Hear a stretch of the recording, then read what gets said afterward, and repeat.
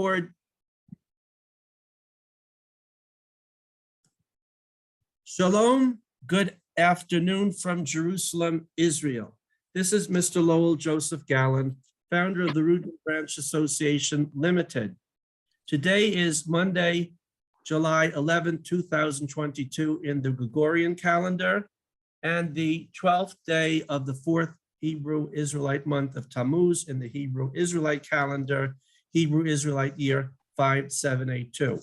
Welcome to episode 6 of our new monthly seminar, Ancient Roots Mothering, Roots, Nettles and Sage, with co-hosts, seminar co-chairs,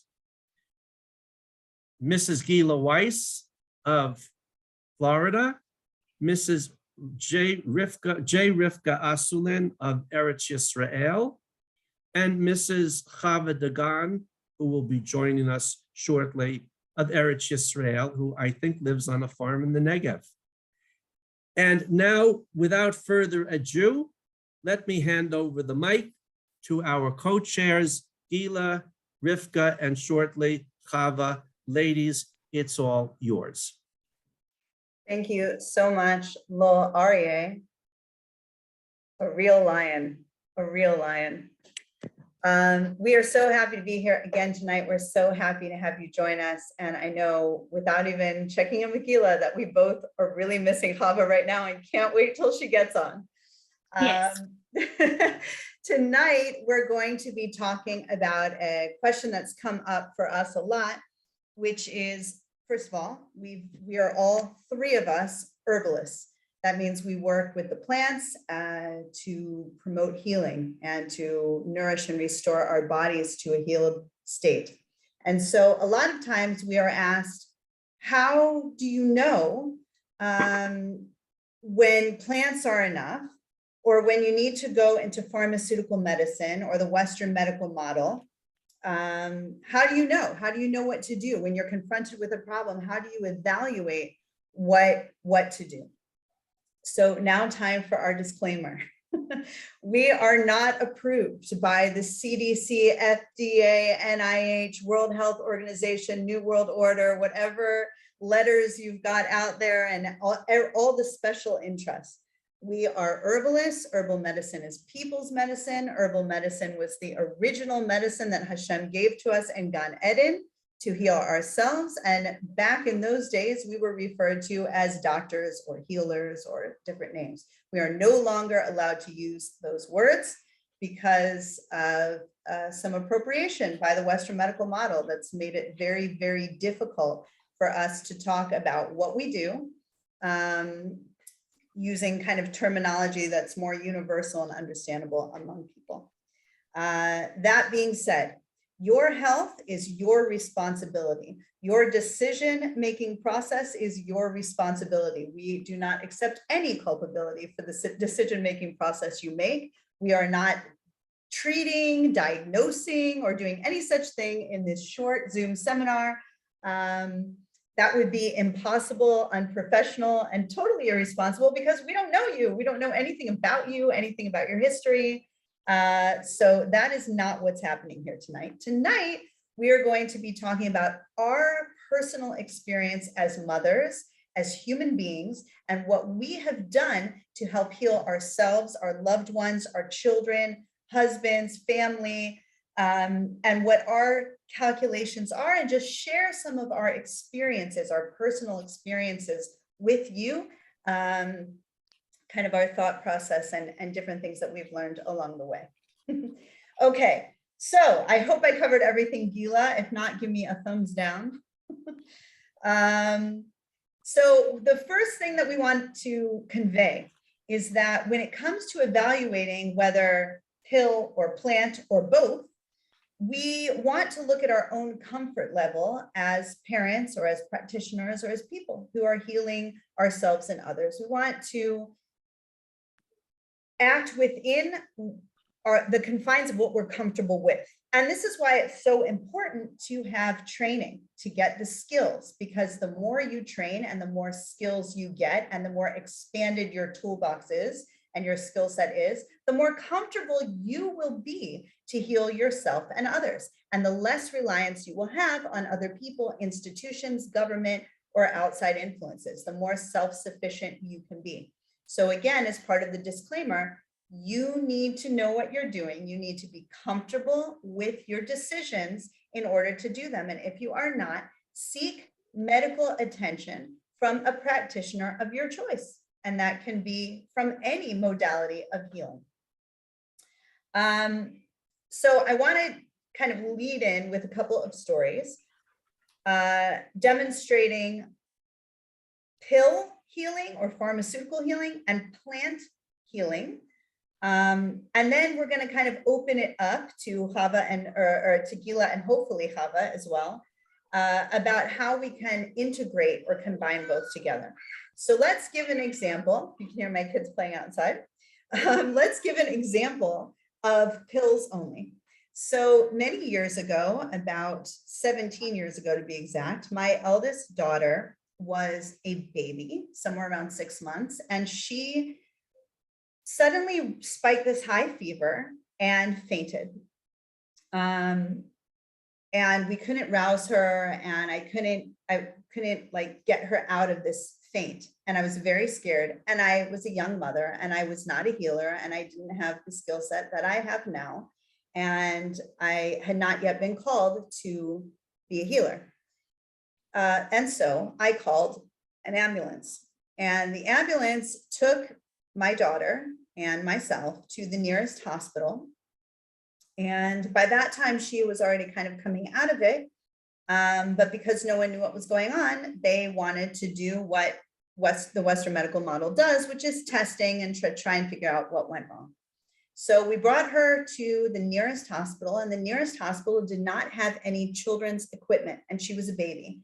And they wanted to take blood, and they had no children's size needles, catheters, anything at all. And I started feeling nervous about this, and I called my mother, and my husband called his mother at the time, and we're going, we really don't feel good about this situation. And both of our mothers kind of said, well, can't, you know, if she's breathing and she's not in an emergency situation anymore, perhaps you can take her to a children's hospital. And that's exactly what we did. There was a lot of fighting. We had to sign out against medical advice. There was a lot of bully pulpiting on the part of the medical personnel that our daughter would die on the way to the hospital, which was a 15-minute drive away. But we were both very uncomfortable with their lack of equipment for babies. And so we did do it. We took her to the hospital and gave it over completely to the medical staff. Whatever they wanted to do, I just handed my baby over. And I didn't feel very empowered, and I felt really out of the loop, and I felt kind of worthless, and no one really cared what my opinion was or what my experience was with this baby or anything about her. She was just kind of put into a protocol, and they ticked off all the boxes when they checked all of the things. They told us that they didn't know what was wrong. They figured it was maybe some kind of virus, and the treatment was an injection of antibiotics. And we needed to have the first injection at that moment and then return the following day for a second injection. And we did as they asked, and not realizing that if it was a virus, antibiotics are worthless in the case of a virus. We just did whatever they told us to do. We just wanted our daughter to be safe and healthy and fine. And we injected her with the antibiotics and took her home. And the next day it was time to take her back to the hospital again. And we had a little bit of conflict, my husband and I, because he felt we shouldn't return her to the hospital. And I felt really afraid.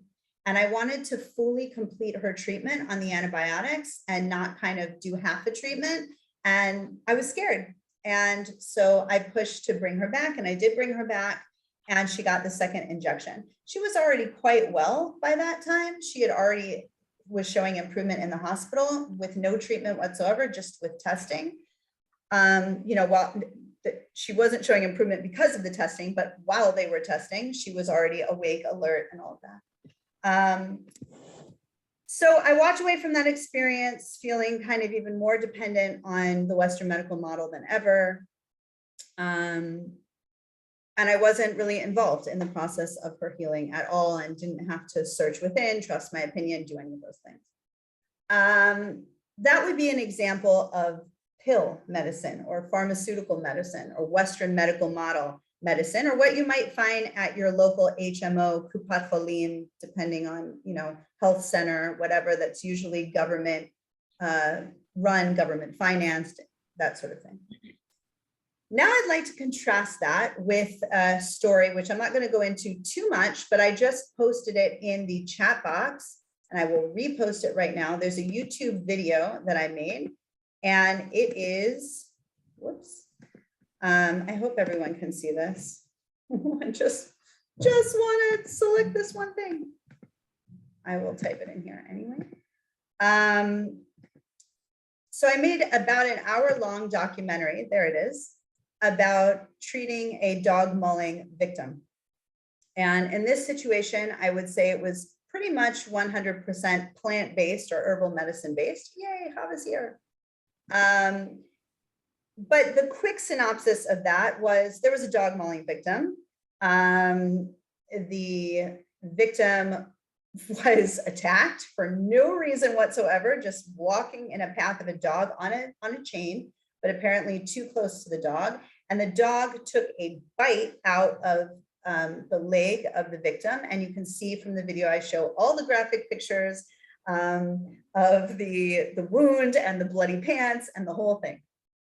And the victim called me immediately afterwards and said, do I go to a hospital? Do I come to you? What do I do? And at that time, I had a different comfort level. I had a different level of experience. And I felt pretty confident that I would be able to handle the situation and ask the victim to come to me, which he did. And then we went on a very interesting journey, which I've documented. The victim at one point had a kind of a weird reaction that I talk about there. And he did go into the Western medical model and ask a doctor for her advice. And she gave him a steroid, I believe at the time. Watch the documentary for more details. And he took it, immediately vomited it up, and said, I'm not going that route again. I'm sticking with you, and I'm going to see this through. It was healed. It took a very long time to heal, and there were very weird things that came up, as you will see in the documentary. But this was 100% done with plant medicine. The victim felt very empowered because he was able to make choices along the way. He was able to take an active part in his healing. He was able to have an ongoing dialogue. He had a healer, me, who was listening, who was making space, making time to kind of get the full story, to watch the progression of healing and alter the plant medicine that was used as the wound progressed and changed visually and in other ways throughout the healing process. And he walked away having a better understanding of how his body heals. And so since then, when he's had other injuries, he's let me know, oh, remember my body did this in the dog mauling situation. It first kind of puffed up like this and then scabbed. He's got a pattern of healing that's unique to his body that he's now familiar with, and he's no longer alarmed or afraid when he deals with his own injuries. Of course, this is different in that one was my baby and one was a separate adult male. But the feeling was very, very different, in both instances about how I felt personally and how the victims or the patient felt. So I think if Lowell is okay to spotlight Chava, who is here, we can open it up to Gilla and Chava to talk a little bit about some of their experiences and their calculations and our calculations about how we approach illness, injury, first aid situation, that sort of thing. And before I do that, I just want to let everybody know that we are working on our first course. It's an herbal first aid course. And it will be a month-long course. There'll be one session per week, about an hour and a half, 2 hours long. Teach time Q&A with recipe cards, PDFs, all kinds of things. And we should be releasing that course very, very shortly. So stay tuned to our program and to ancientrootsisrael.com to learn more about that. And that is just one of the many, many ways that you can expand your own knowledge of healing so that your comfort level will increase when you're dealing with your own first aid situation. Okay, so Chava and Gilla, take it away. Gilla, you go first. I'm just joining in. Okay. So, I just want to leave off from where Rivkah spoke about her experience with her baby, and she did not have the knowledge, the skills yet. And she was, functioning from a place of fear. And as a mommy, we all know that feeling and we all know that place. We've all been there and we're going to be there. Things happen, life happens. So the anecdote to that is, as Rivkah said, is to acquire the set of skills and tools, which means learn, learn, learn. So you want to learn what if. You want to read books, you want to take courses, you want to ask any health practitioner you go to, you want to ask us as herbalists, of course, you want to take our course. And our course is going to be addressing specifically first aid and life happens things, because it's always earaches in the middle of the night. It's always a spiked fever on Yom Tov, or somebody tripped and got a gash on Shabbat. And really, it's about building our toolkit and our knowledge base. So I have stories as well, and we all have personal experience. So beyond being herbalists, we're first of all mommies. And we all have experiences pretty much of, I have a lot of experiences of using conventional medicine, going to a doctor or even the ER, and using herbs and natural healing as well. And the thing that guides me is the dictum that says, first do no harm. First do no harm means if we have an issue, we go in for something, we take a child in, we need to always put our thinking caps on, take a deep breath and weigh, is this super invasive? Is there something that is less invasive that we can do first? If we're in an emergency and we're on the way to the ER, we can always take remedies on the way. We can always, breathe and take a few moments. And the learning part comes into play when you're walking on Yom Tov with my family to Beit Knesset, and my son with Down syndrome steps into a fire ant nest. And by the time he realizes and we realize, both legs are covered in ants, brown from the knee down. So what do? You panic, you scream, what do you do? When you have a toolkit and you've spent time researching and learning, you always carry a few remedies in your backpack, in your purse, whatever it is that you carry. So I use homeopathy. Many herbalists do. I'm not a homeopath, but I always carry a remedy for bites. And that's the first thing. The second thing is something that I make specifically for bites, herbs, essential oils, whatever it is. First of all, you dust the ants off. Second of all, you do that. You dose herbally, internally, and you use the external. And things calm down. If things don't calm down, you have the education, the research, the knowledge, and the empowerment to say, you know what?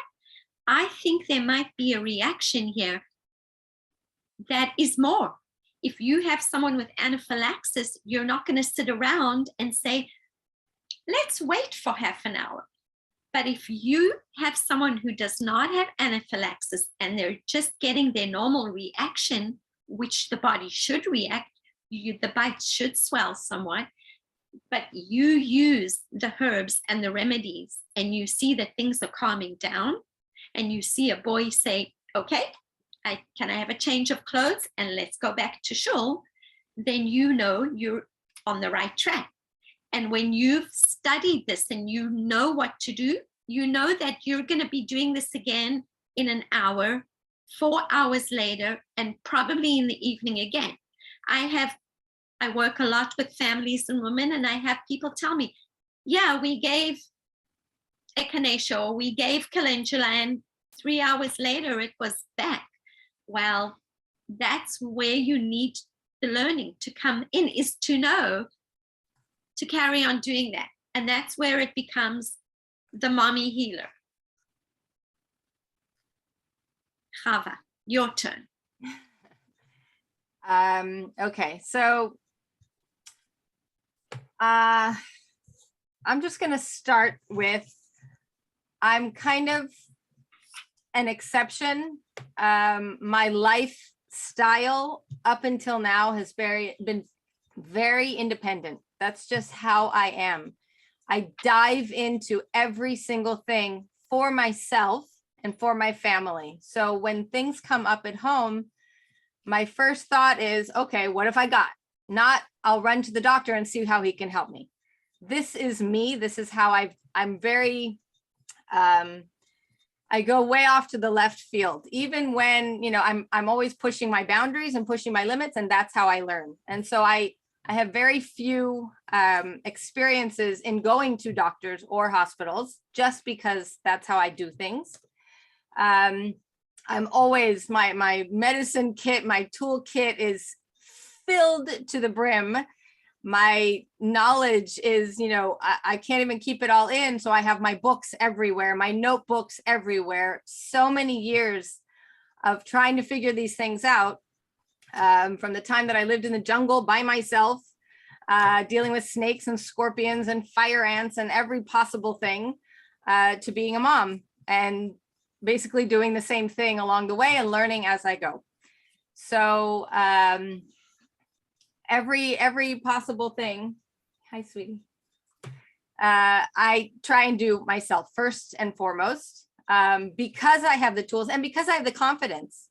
If you don't have that kind of confidence, completely normal and even safe to go and find someone who does, whether that's a doctor or another healer or an herbalist or whoever it is, if you don't have that confidence. So all of the injuries, thank God, we have dealt with at home because I have all of this available to me. But one time, about a year ago or less, my husband broke his leg on a motorcycle. We won't go there, okay? Why he was there, what was he doing? I'm not gonna, anyway. So my first thought was, all right, I'm gonna deal with this. It was in the middle of Corona. You don't go to a hospital at that time if you can help it. And I know I have the tools. I've taken courses. I've got all of the things laid out in case of, God forbid, these things happening. So I was ready. And my husband wouldn't hear it. He wouldn't hear it. It was like, no, I'm going to the hospital. I'm going right now. He was in panic. He was traumatized. And he certainly didn't think that I could just start pulling things out and fix his leg. And it really set me back, right? Because I'm like, I'm a healer. This is what I do. You've seen me heal all of my children. How could you even second guess it? But I had to step back because it was his body and it was his choice. So what I did along the way was give him herbs just to calm him down on his way to the hospital. While we're going through the whole admitting and they're dragging him from x-ray to x-ray and, you know, millions of people and everyone's sick and everyone's bleeding. So it doesn't help. Accidents, car accidents like galore that night. I keep administering things just to keep him calm because his blood pressure will go up. The trauma, you don't want him to go into that place of, oh my God, I'm in trouble. So I chose to go that way. I did what I could from the sidelines while he got the care that he needed from the professionals. And we all got through it as a family. When he came home, he was supposed to take all kinds of medications and blood thinners and God knows what they put them on. Again, I'm here. I know what to do, as he actually was in a place of calm at that point. And he said, okay, I'm ready now. Give me what you got. And I did. I administered to him morning, noon, and night. I never let it rest. I was right there. And so we all breezed through it, thank God. But I had to deal with it my way and he had to deal with it his way.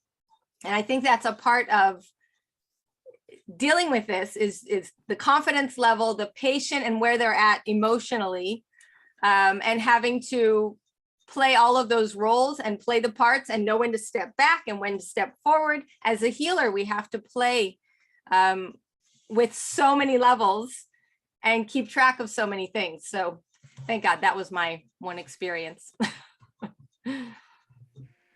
There's, a fundamental difference in how the Western medical model, AKA pharmaceutical medicine, AKA all these other things I've said, how they view illness and healing, and how, say, an herbalist or a more traditional practitioner, be that through a more ancient modality of healing, if that's herbalism, energy work, homeopathics, all these different things, how they view healing.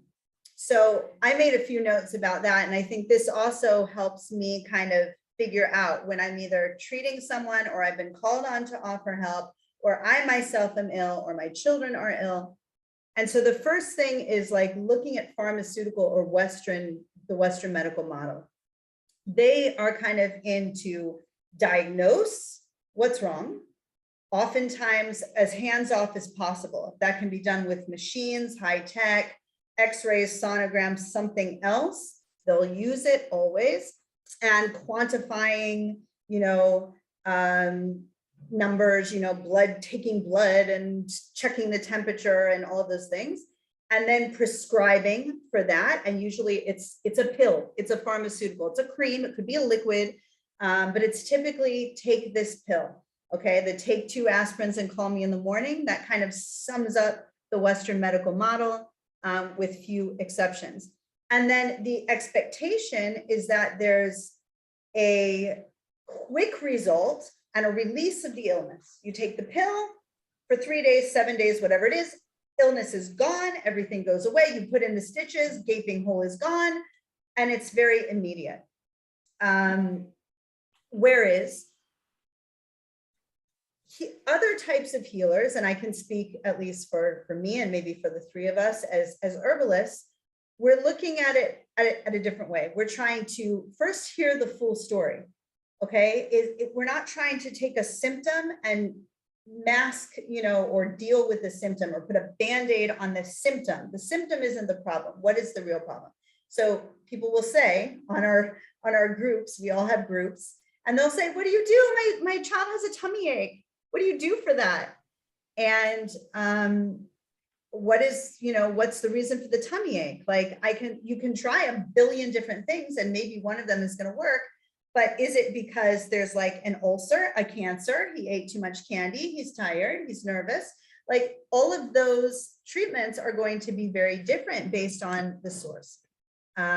So as herbalists, we're listening to the full story. We're trying to get the full picture. We're looking at the person. We're engaging all of the senses. And I think Stephen Booner writes about this a lot.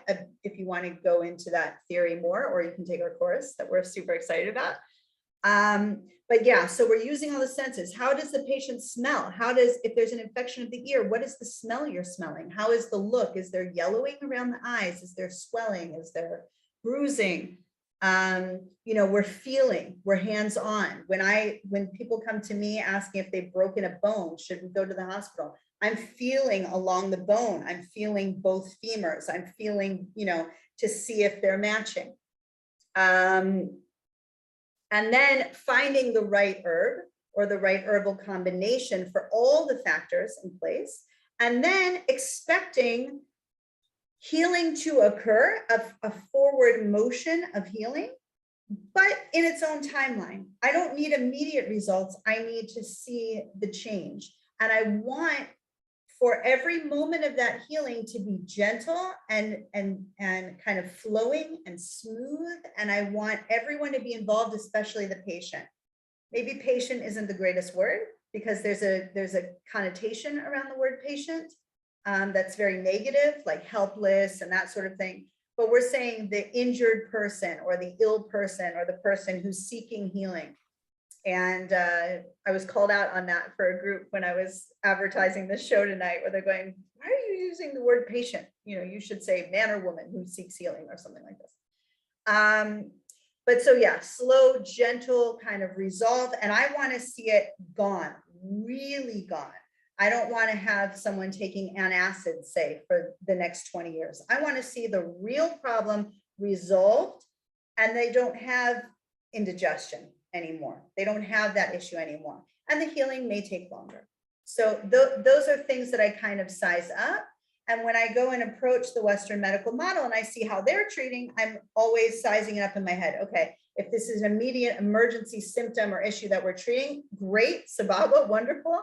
And then I need to go home and dig deeper and kind of really, you know, nourish the body to heal itself.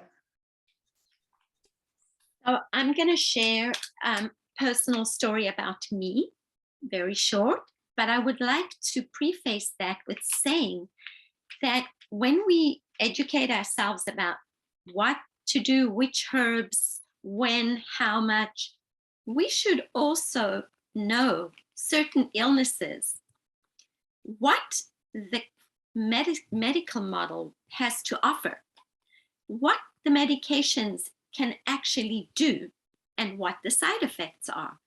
Because when you go in and you don't know, then you're terribly vulnerable and you may not be able to make the most informed choice that sits well with you. True holistic healing cannot be limited, is not limited to quantifying.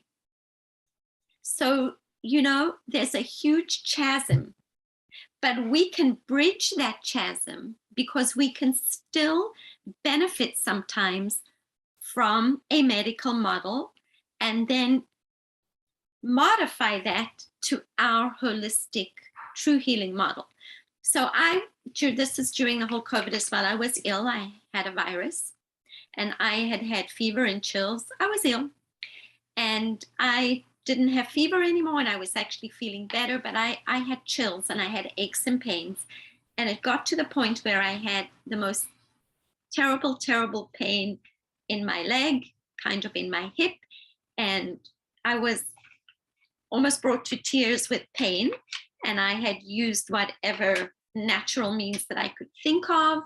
And nothing was touching this. And I didn't know what it was. And I had a little bit of I wouldn't say fear, but I had a little bit of a thought creeping in my mind that perhaps this could be DVT, a blood clot. But I also knew certain symptoms which I did not have. And I checked and I had somebody else in my family check. But because the symptoms persisted and the pain was excruciating, I decided to go into the ER.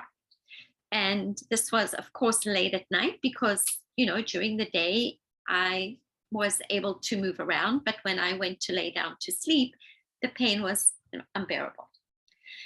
And when I went in, that's actually what they did was check, first of all, for a blood clot.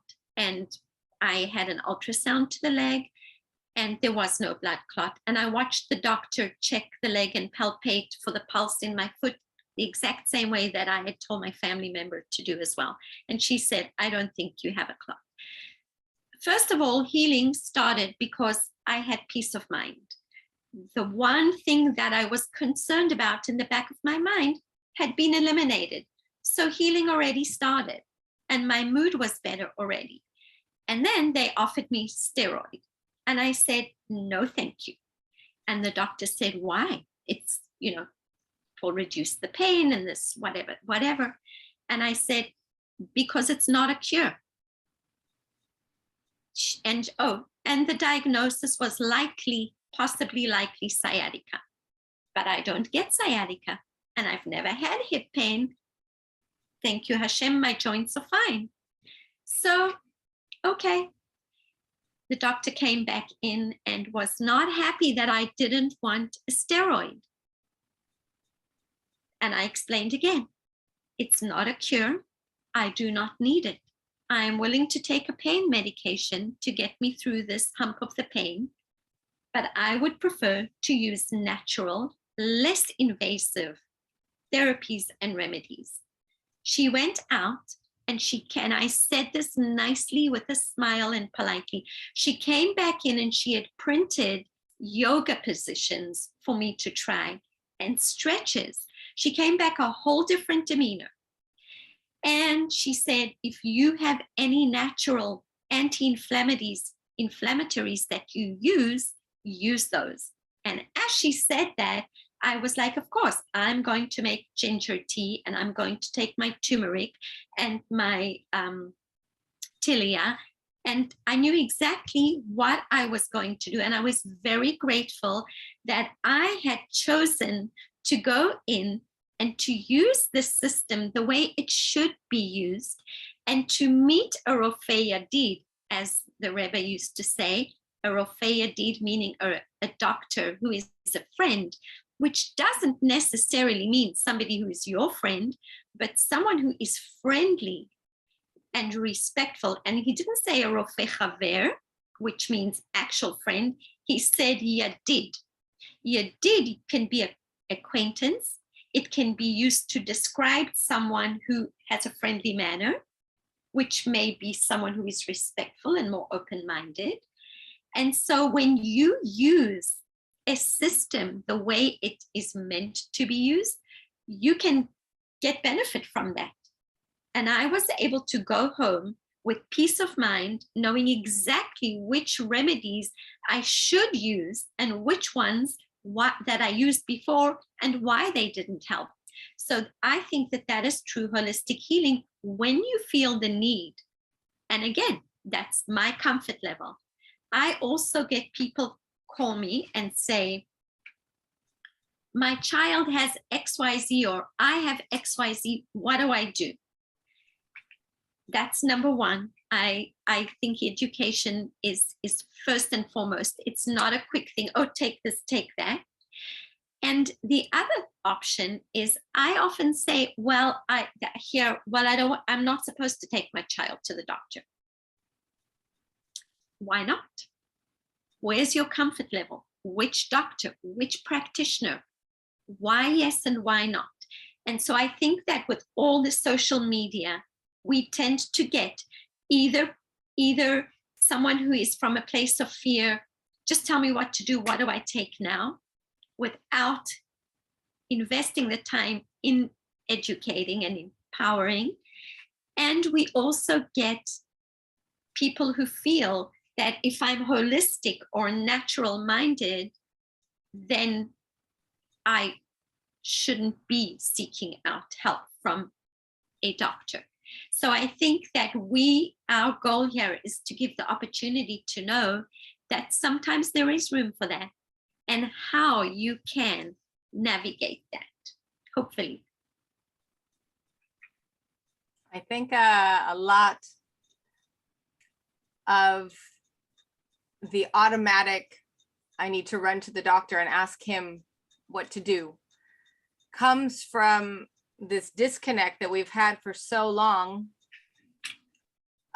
with our herbs and our herbal medicines and things that have been around for thousands and thousands of years.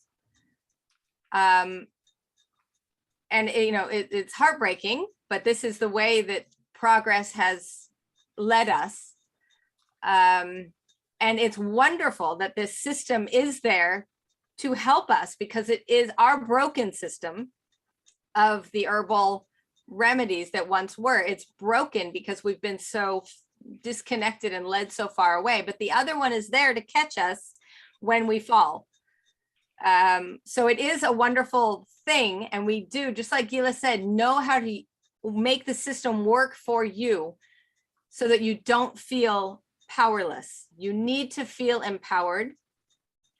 And just like she mentioned, was that when she was there and the doctor said anti-inflammatory, then all of a sudden the wheels start turning and you're like, right, I need to go home and I need to do X, Y, and Z.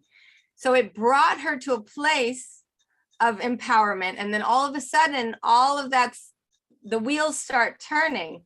And sometimes we need that. Sometimes even just to pick up a phone and call, an herbalist or someone who does feel more confident using these herbs. And then you think, all right, I have this, I have that. This is what that's for. And then it starts to working because in your family, you've maybe used it before. We run to the doctor so often because we haven't taken the time to wait a minute. I do know some things. I remember my grandmother. I remember someone mentioning, I remember from a podcast. So we do need to make that connect again so that we can step away from the first reaction is to call the doctor. First reaction is to run to the hospital. Wait a minute. Let me think. Let me use what I have, so that we build that confidence. What's what I'm trying to get at is that we build the confidence again to come back into a relationship with the plants. So I think this is very important, which is, the takeaway that I want for the audience is, okay, when you start learning how to take care of yourself and you start giving yourself an education, it is much easier to treat other people that you have no emotional investment in than yourself and your own children. And so if you see someone, ways to practice as you're learning your skills at the park, you see a kid on a swing and he gets bumped, and bumps another kid in the head with the swing or whatever, start thinking in your head, okay, what would I do for that? What herbs do I know? Or what homeopathic remedy do I know? Or what, whatever do I know that could deal with that? And just start practicing as you're learning the new material on other people in other situations. Watch what's going on and try and recall by memory all those things you learned. And the second thing is knowing that when it's your own kid, we talked about this at the beginning, the fear, the panic. And it's really, really important as for all parenting things and all things in general, but we start from the microcosm of parenting to stop, like Chava said, take that deep breath, just kind of clear the head, okay? Even in an emergency situation, bleeding, guts everywhere, you've still got to take the deep breath because you've got to be able to recall all the information quickly the way you need to. And know that sometimes when it's for you or for your own immediate family or people you have an emotional investment in, Gilla said it beautifully when she went to the hospital and the doctor said, you should do whatever anti-inflammatory thing. And it was like, sometimes when you're in the pain or you're in the fear or whatever, you can't think anti-inflammatory or whatever. But when you have another set of eyes on it, then someone can say something to remind you to get your memory jogged. Like when I hear the word anti-inflammatory, boom, I have a list of herbs that runs through my brain and I know what to do. Now, it can also be helpful once you get really experienced, like I was trying to treat myself through that COVID, and I ran it past Gilla and Chava, my herbalist friends. And it was actually very helpful for me because when they were suggesting things, I was going, I've done that, did it, have it, done that. It was also very validating to know, like, okay, they're thinking on the same lines. So, all right. And then kind of, we have to go beyond those kind of more obvious things.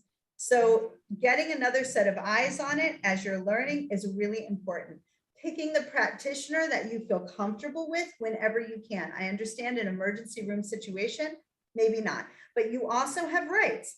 If they want on your 6-month-old baby to use a gigantic adult-sized needle to draw blood from her vein, stop, take a deep breath and say, you know what? I still don't know what's going on here. I'm confused. I have fear. I have all these things, but I know that this isn't safe. And I'm going to refuse this. Even with this scaremongering and everything else, you have the right to refuse medical treatment for you and your children.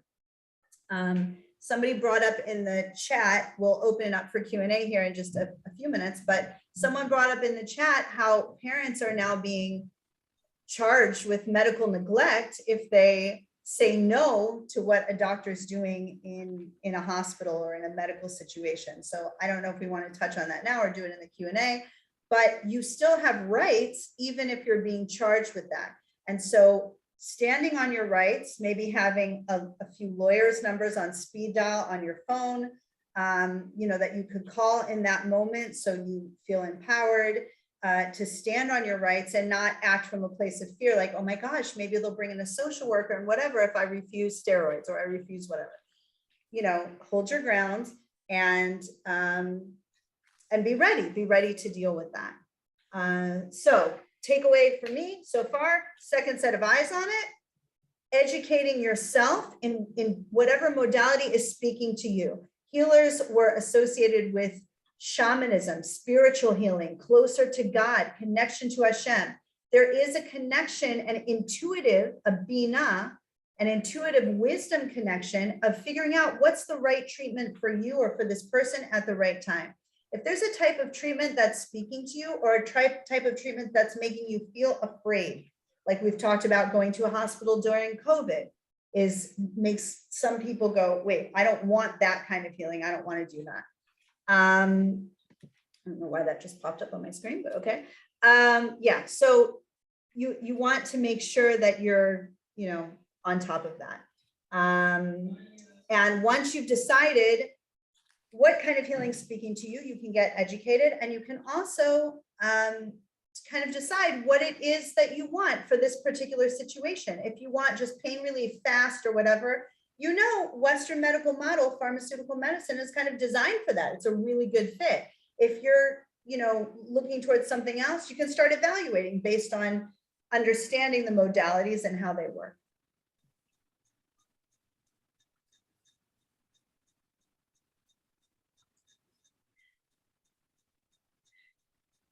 So if everyone is comfortable, should we open it up to Q&A? We can, yeah. Laura, is it possible to stop recording so the Q&A is private?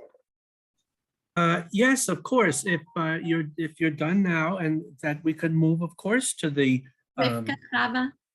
So let me stop my recording.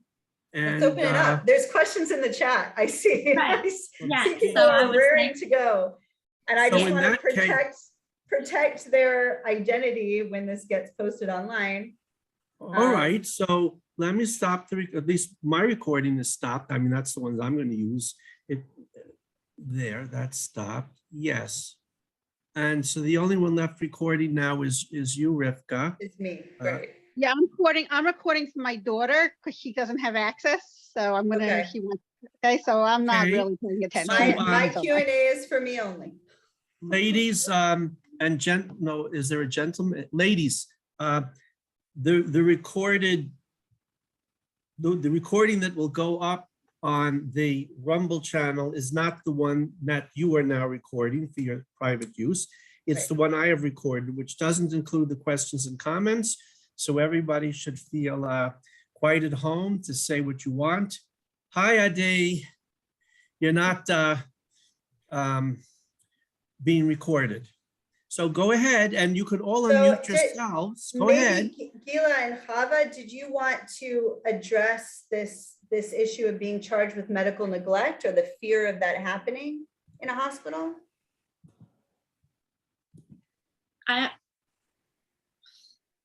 I can. I'm sure Chava can. Do you want to go, Chava? No, I'd like to hear what you have to say. Okay. I just want to tell whoever said they were recording before that if you have a daughter or someone who can't make it, they can still sign up, and then they'll get the recording from Lowell after. So I tell a lot of people who can't, you know, I'm in the US, so right now it's noontime, our time. So a lot of people it's the middle of the workday, but I always tell them sign up because you will then get the full recording. So, and then we like the Q&A to be private so that, you know, we can feel comfortable. So there are real issues. They are. And it's really sad. And that's also one of the biggest motivators to learn what you can do at home if you're going for an emergency to the hospital, on the way to the hospital, what you can do there, how to say things. Rivkah said, have a lawyer, have the number with you, have whatever documentation you need in your state, in your country, and what you can do there and what you might not want to do there, and what you can do when you get home. Sometimes, and especially when you're dealing with a small child, you have to tread carefully depending where you are once you are in a system. And there are certain things that you can stand your ground and fight for, and there might be things that you might have to weigh. Am I going to get some kind of an organization that I don't want involved? And if it comes to that, you're going to go along because you're going to weigh the most important thing. And there are things that you can give to counteract, whether it's medication or whatever it is. Nobody has to know. That's between you and your family. And when you get home, there's a whole host of things you can do to help encourage healing and detoxing. So these are real issues. They are. And I don't want to minimize them, And I think that depending where you live, some places they might be even more of an issue. And I think it's really, once you have an older child, it's a little bit less. But when you come in with a baby or a toddler, I have a really good friend who had such a situation a few months ago. And she was threatened. And, it's not easy to have to go through that. However, there is bullying as well. And sometimes the threats are not founded in legal. But because you're dealing with a system that has immense power, it's like a sporting match. When they're in their field, when it's the home field, they're gonna bully and pull their weight any which way because there'll be no recourse for them. There is no recourse. However, when you express knowledge of the legal system and perhaps support in the legal system, and you also are not coming in presenting anger or things like that, it might work sometimes, and sometimes it might not. And again, when we go into these situations, we daven, we pray for a rofei yadid and not a rofei bully. And we're all people. Doctors are people. There are many very caring and wonderful doctors. And there are doctors who, backed by the system and conditioned through the system, power and ego and bullying is just in a day's work. So I think that's, that know the laws in your area. When I have I have older kids, and so I have the experience of how times have changed. I have taken in kids and been asked if they've been vaccinated and offered a tetanus and say no. And it was written down, and that was it. Have a nice day. Good luck with the healing, off you go.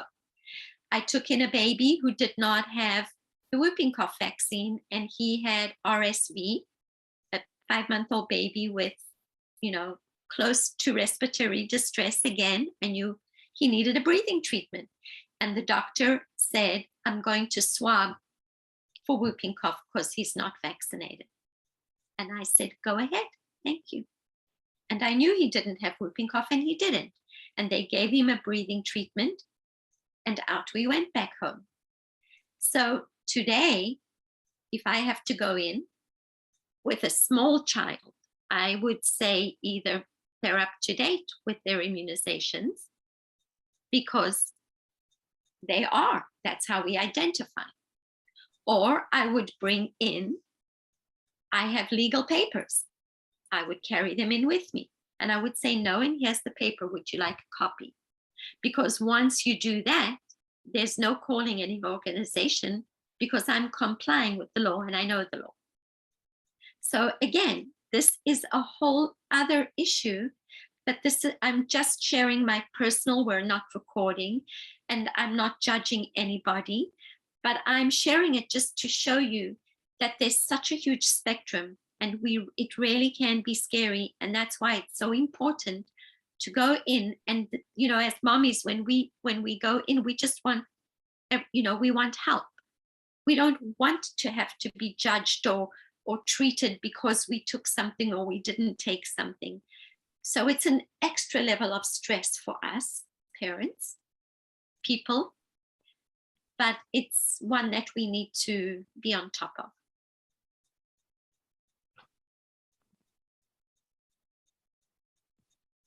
You're too quiet. I was waiting for Chava to jump in because she wrote this, before the show. She wrote this beautiful kind of synopsis that we used a bit to advertise the show, about kind of how the Western medical model is there for us and it should serve us. And the problem is that it doesn't, it's been appropriated. It comes with strings attached now. And it isn't what it was when we were kids growing up, and what it was for our parents and our grandparents when it was still pretty new. Now it's become another government arm, a government watchdog. And yeah, there is healing available there, but you've got to navigate that fine line between, the appropriation, the big brother kind of appropriation in this situation, and the healing that may or may not be accessible there.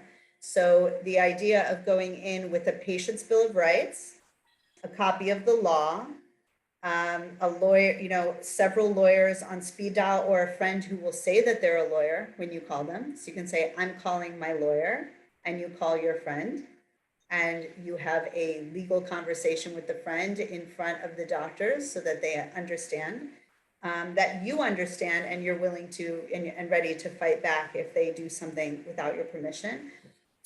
Knowing going in kind of what the suspected, it's good if you can kind of at least have your own general diagnosis of what's going on. Is it a broken arm? Is it whooping cough? Is it definitely not whooping cough?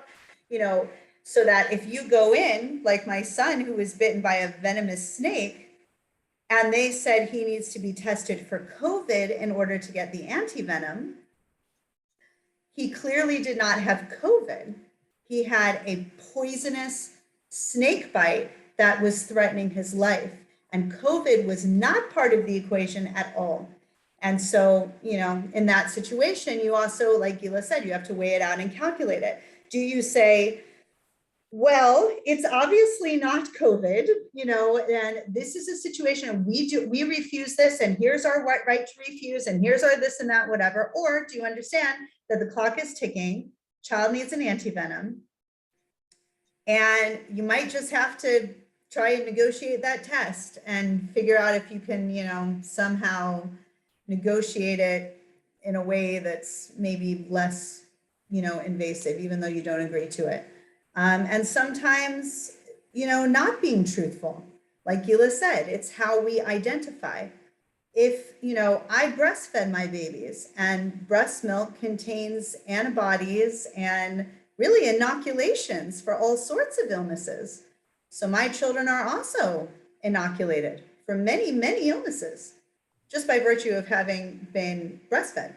So I do identify as a parent who's inoculated my children. And, I am comfortable saying that if I need to, that they've been inoculated for whatever is there because they nursed. So yeah, that is really tricky. Maybe Chava wants to add, and then we can bring in the next question. You can type it in the chat or just unmute. This thing about the egg also is great. Sorry to cut you off, but the inner membrane of the egg to put on a cut, or the whites of an egg to kind of draw the cut together as it's drying, a small cut. Good things to know. Lots of herbs, lots of plant resins and materials will do the same thing, but that's something most people have on hand in the kitchen for now until they get rid of our chickens and eggs. But anyway, I just wanted to put that out there. Okay, sorry, Chava. No. So a couple things. One is I am very inexperienced in all of this that you're talking about. I would end up at a hospital and not have any of this that you've mentioned, not the lawyers, not the papers. I just never put my head into that because again, my experience is so this is amazing just to have it in a drawer where you can pull it out in case, God forbid, you need to run there. But it also hones in on, I need to be ready for anything because that's the last place, me personally, I want to go. So I have taken courses on broken bones. I have taken courses on deep wounds. I have taken, I make sure that my toolkit and what you're talking now even brings it on stronger as I need to go through it all again. I need to make sure that it's fresh in my head. When you need to go, you need to go. I'm not going anywhere near that. Everyone has their comfort level. But for me, it just puts it even deeper that thank God I put such importance on those different tools and skills that I needed to know. So one thing that I learned, you're just talking about, you have to tread lightly when you end up in these places. So one of the things that I learned is that if you stitch a wound, literally stitch it with stitches, and then you go to the hospital, you can be sued for practicing medicine without being a doctor. So one very cool trick that I learned that I just love, love, love is taking 2 pieces of duct tape, just like you said with the egg white, that's why it reminded me, sticking it on one side of the wound and the other side of the wound and stitch the duct tape, which pulls the wound together. Then if you end up in a hospital, you didn't touch the person and you cannot be in trouble with any kind of organization because you played that game while healing and dropping, whatever herbs or whatever you needed to on that wound. It is a fine line. And like you said, be prepared ahead of time. Something I can't say I've ever done. And thank God I'm here on the call. I've learned so much, ladies.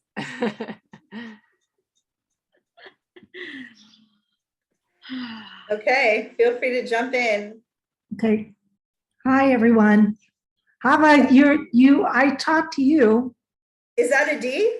Yes, it's a D. Hi, D. Hi. Well, I want to first mention one thing. I asked about the enduring power of attorney for medical. And I did find that they had one. The reason why I looked it up was because I got worse since I've talked to both of you. And I got so sick that I thought at one point, I didn't know what was going to happen because I'm really losing a lot of weight quickly. And so so Uriel asked me, he says, we never thought about this medical power of attorney. And if something happens to you and you go out, the doctors that take you to the hospital, they're the ones that get to make all the choices for you. I don't. So I looked it up right away. I mean, I spent, because I'm sitting here on the Shabbats and I'm thinking, okay, well, we're going to wait. I'm going to wait through the night. I'm going to make it through. I'm going to, get through this. You know how you always want, it seems like always on Shabbat, something like this, where it really gets bad. So I'm going to make it. So I stayed up and I took that time. So instead of concentrating on how bad I was and looking for this medical power of attorney. So if you're interested, it's good for the spouse. I don't think for the children, but for the spouse, I thought, and you send it into the health ministry here and they have it on record. They keep it on record. And then you also take a copy of you so that if you're out, your spouse can make the medical decisions for you regarding what happens with your medication, et cetera. So, I'm thinking, I can't believe that we've never thought about that. That I just always thought I was going to make it to the hospital and I was going to be coherent enough to make decisions like this. And I never realized that you could actually do that. So if you want me to, I can send you the link. I have to go look at it. I filled out all the paperwork and stuff, and it has to be witnessed by 2 people. And that way you have it Yeah, registered. maybe put it in the chat box so everyone can have it. In America, I understand that the spouse has the right to make those medical decisions kind of automatically, or you have some kind of medical power of attorney form that you can give the person, but that it's automatic for a spouse. Is That's that what not I the would have case? thought here. That's why I thought it was, when I looked at it, it's for Israel. This is for Israel. So something to consider. I can't do it now because I need to go searching for it. The other thing that I learned too, you know, because I've spent so many years healing myself, using the healthcare system when I needed to for the tests and stuff like that, is that because eventually you do, as you get older, sometimes you have structural issues, or like I had a 9-foot fall on my back and it became a structural issue. But one of the things I learned after going to the doctor and then finding out, and they want to give you medications or whatever, like right now, mine ends up being that I do have a second structural issue, which ends up being the hiatal hernia. Well, when they just diagnosed it, and then they said, okay, well, I just saw the doctor today, so this is really good. This is what I do every time. Okay, so, but when they did the test, they did the endoscopy, they did the test, and she said, oh, nothing's wrong, everything's fine. But you did have a polyp, we removed that, did a biopsy, but everything else is fine. So I always look at the documents after I leave. I look at the documents, I look at the pictures, and sure enough, right there is this giant picture with a hole with my stomach going up into my diaphragm. But there's nothing wrong with me, right? This is a structural issue. So I wait for the appointment to go in. She doesn't call because right after she came and she said, there's nothing wrong with you. We find nothing wrong. But I see, after looking at all the things, sure enough, there is something wrong. And what is that? Half of my stomach is going up into my diaphragm, into this hole in my diaphragm. Therefore, no acid, therefore the acid reflux, right? The GERD. I had GERD before, it was no big deal, but now all of a sudden I have this structural issue. And so I'm waiting for my appointment, which ends up being, you know, how many weeks. And so I end up doing the research now on that. What can I do? What can I do structurally? Can it be healed? You know, I don't want to have surgery. This is the direction I always go first, natural route. And what do they normally do? What are they going to tell me? So of course, the first thing all the things that I looked up, what's medical, what are they going to tell me? Take Nexium, take this. Now I said, well, okay, but I now have, not only do I have a structural issue in my lower intestines, but I also now have the structural issue in my stomach.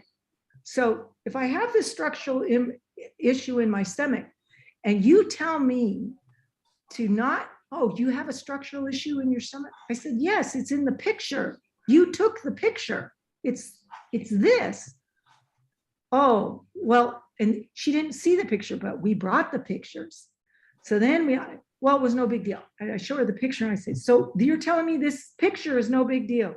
She goes, well, that is quite large.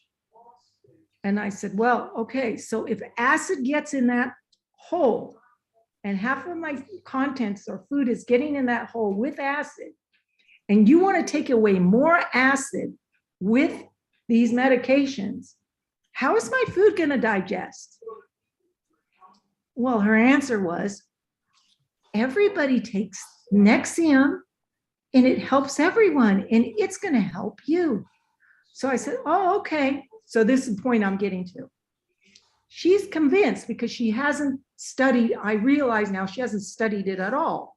She doesn't know that you have to have so much acid in your stomach to digest your food. And the minute you start losing that, the flap opens, and now you've got a problem because you don't have enough volume in there to keep the flap closed. So you don't have the GERD. Well, I'm never going to have enough volume with the hiatal fixed, right? Never. And she's going to eliminate more. But I played the game, and this is the point. I always play the game. When I realize that they don't know that they're going to go with their standard medical procedure or the standard procedure to give you drugs, I say, okay, well, go ahead and write the prescription. I always let them give me all their stuff and I take the prescription and I go and I actually, because they're watching us. Okay, I know they're watching me. 100% I can tell you they're watching me, because every doctor that I go to, including the dentist at Maccabi, has told me the same thing. You need to go get psychiatric care. Even though I have structural issues, you need to go get psychiatric care. They all say the same thing. So I said, they must be looking, they're all looking at their screen. And of course, we never see their screen. So since you live in Israel, you have a card, Right, like a credit card. right, No matter what doctor you go to, they scan the card and your whole medical history comes up in front. So they all know. The right, other thing is you are explaining to us a part of the system you're sharing with us that is broken. right, And when you have structural issues, sometimes they can heal and sometimes they may not heal. But there's an issue that is called structure and function. right, So there are always natural things that you can do for function, no matter what the structure. And there are many healing modalities that can often heal or at least attempt to help the structure, especially when we're talking about any part of the tissue. And the other thing that you're sharing with us is the fact that when we go in good faith to our healthcare practitioners and share things with them, we are vulnerable. We want healing and we share everything. We're in pain. And this system is abused to a point where if it doesn't fit a particular pharmacology route or a surgery, or you choose not to take one of those, then they can automatically judge, as many women have been in the past and still are, we are judged as needing to be medicated or treated our psyches. So that, thank you for bringing that up, because I think that's huge, right, Chava, Rivkah? Read the book Male Practice by Dr. Robert S. Mendelsohn. It talks all about how women are told that they need psychiatric help because, they can't sort it out. I love what you did by, I think you demonstrated really well how you kind of play the game and say, okay, write me the prescription and you walk out with that. I think it's very valid. I also always have it filled, because they also track whether you had the medication filled or not. I always have it filled. I don't use it, but I have it filled, and I've got a treasure trove of medication over here. We know who to call if we need to get that stuff. Adi, we could probably talk with you for hours about this. I know we only have Gilla for another like 5 or 10 minutes. Well, I just wanted to share that because. But it's really helpful. That's really, really helpful. Like you do sometimes just have to say, okay. And if you are concerned about them tracking you filling the prescription or whatever, you need to decide if that's something you want to do. Just remember that for real, you have the right to choose whether or not you want to fill that, whether or not they like it or they're tracking you. It's your choice. You're an adult, whether or not you want to fill it and whether or not you want to take it and whether or not you want to, we go to the Western medical model or to any practitioner for advice. We should be for how to heal ourselves. We're getting advice. We're not having like the government parental figure come and demand or take hold of our lives or override us and make decisions for us. So that's really important to remember. I think we have time for another question. before we go? Would anybody else like to jump in? I think it was Ludmila who brought up here in the chat about the herbal protocol, because she heard Gilla mention some anti-inflammatories. And so I think it's important to say that we could probably come up with a list right now of 20 to 50 anti-inflammatories off the top of our heads. Topically, internally, or specific to certain parts of the body or certain issues. There are so many anti-inflammatory herbs and foods as medicine. And the question is, when you have the training, is to find the right herb. So this is, I would love to do a show all about this, that Western medicine is not herbal medicine. So it's not a pill for every ill. And here you take this pill for this and this one for that. So when Gilla needed an anti-inflammatory, there's no right answers and there's no wrong answers. Out of that group of 20 to 50 anti-inflammatories that Gilla probably had running through her head at that moment when the doctor kind of jogged her memory, she's now using that healer quality that we talked about, why the healers were called shamans and things like this, because they use intuitive wisdom. So Gilla, to narrow it down, is going, okay, in this situation, for this issue, I'm feeling that ginger, turmeric, and linden, which Gilla said tilia, so I wrote in the chat box, that's the Latin name, and it's Gilla species, because any tilia species will work. Okay, it doesn't have to be just one or the other. The one that's used most commonly in Israel is Argentea, and I forget what the one is in America. Gilla probably knows. Don't remember right now. Okay, sorry. but it doesn't matter because tilia is the Latin name, and we use the Latin name to make sure that we're talking about the same plants. For example, and we'll talk about this on the first lesson in our new course, the plant calendula is sometimes called pot marigold, but it's not marigold, that's a different plant. And so we would need to use the correct Latin name to know what plant we're talking about. And just so happens calendula's official Latin name is Calendula officinalis. It's the official calendula. And so we call it by its Latin name, but many, many, many herbs have a common name. And Gilla mentioned the Latin name tilia, but the common name is typically linden. Linden, yeah. Linden for that plant. And there's other common names as well. So yes, yes, yes, take our course 1,000,000 times so you know this. And yeah, and also Gilla, you know, she decided using intuitive wisdom that that's the thing. So what we can kind of liken that to is, you know, if you're hungry for something, but pizza just doesn't feel right. It just doesn't feel like it'll sit well with you. It's not that there's a problem with pizza or your homemade pizza. It's not that there's necessarily a problem with, say, like vegetables and cheese on bread, you know, or maybe you will feel like pizza another time, but maybe what you're craving right now is chicken soup or, you know, a veggie wrap or something. Okay, that would be your intuitive wisdom. We use it all the time. It's not woo-woo or out there. We just kind of know what we want to eat, what our body feels like. And that's how it is with herbal medicine. Once you start to learn the different plants by using them, by tasting them, by experiencing them, you'll go, oh, no, I don't feel like that one. I feel like that one.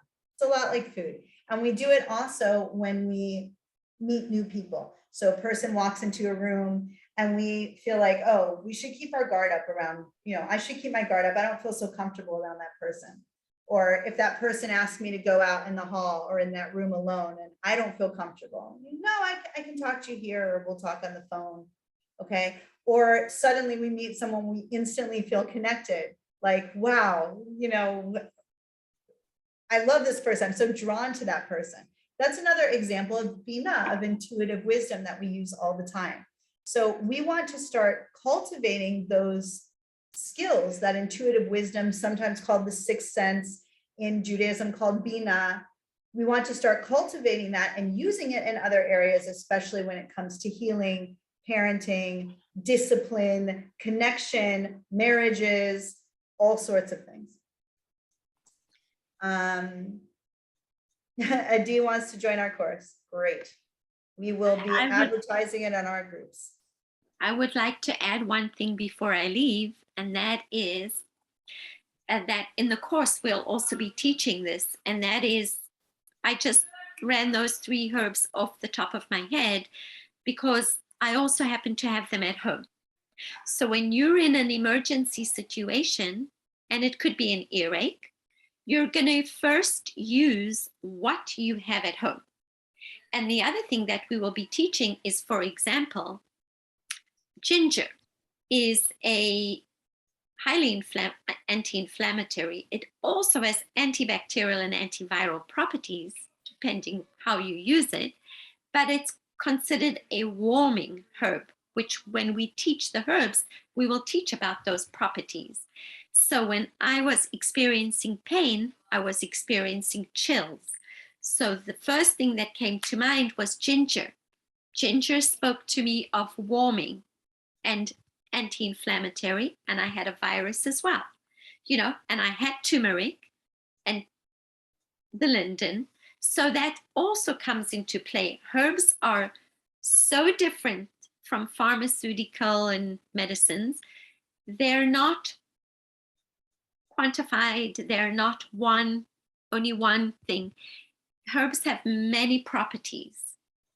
So, a herb can be antiviral as well as help warm when you're feeling cold, or cool when you're feeling warm. And there's not one herb. There are many different herbs. There's not only one right one. And I think that's part of the trend and the fad today with social media and, big companies is, advertisement for oregano oil, for example. And then everybody's running to buy oregano oil, which may not be the only one that is effective. You might have it in your cabinet, in your spice cabinet, or you may have bought those herbs already. So just wanted to add that.